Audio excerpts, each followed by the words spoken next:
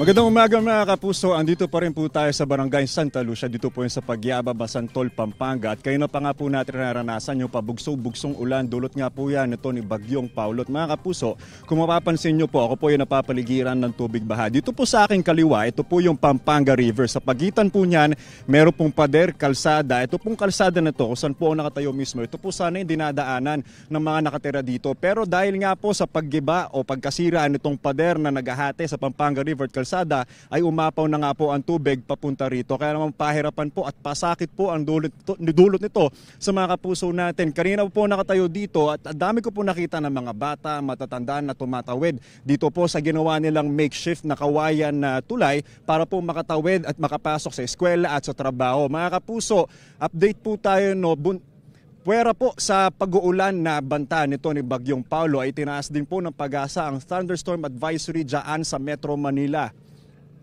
Ayon po sa Pag-asa, apektado rin ang Rizal, Bulacan, Nueva Ecija, Bataan, Tarlac, Pampanga, Laguna, Cavite, Batangas at ilang panig ng Quezon Province. Pinaalerto po ang mga residente sa banta ng baha o kaya naman ng landslide. Tatagal po ang nabanggit na thunderstorm advisory hanggang pasado alas 8 ngayong umaga. Paalala po muli sa mga kapuso natin posibleng maapektuhan nito ni Bagyong Paulo. Ngayong umaga o mamayang tanghali, ito po ay magla-landfall sa Isabela o kaya naman po ay sa Northern Aurora. Marami ng lugar ang isinilalim ng Pag-asa sa wind signal. Signal number 3 po sa northern portion ng Aurora, central at southern portion sa Isabela, northern portion ng Quirino, northern portion ng Nueva Vizcaya, buong Mountain Province, Ifugao, southeastern portion ng Abra, northern portion ng Benguet, central at southern portions ng Ilocos Sur at northern portion ng La Union.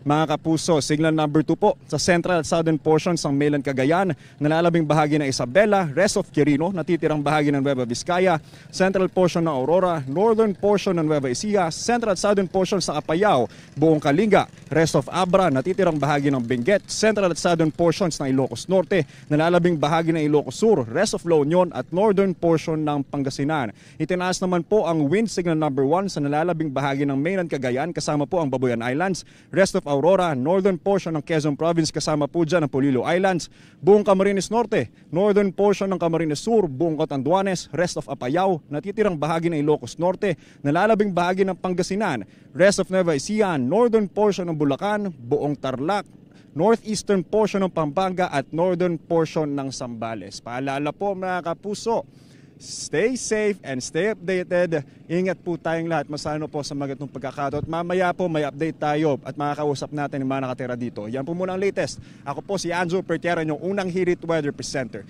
Know the weather before you go. Para Mark Safe lagi, mga kapuso. Kapuso, huwag magpapahuli sa latest news and updates. Mag-iuna ka sa balita at mag-subscribe sa YouTube channel ng GMA Integrated News.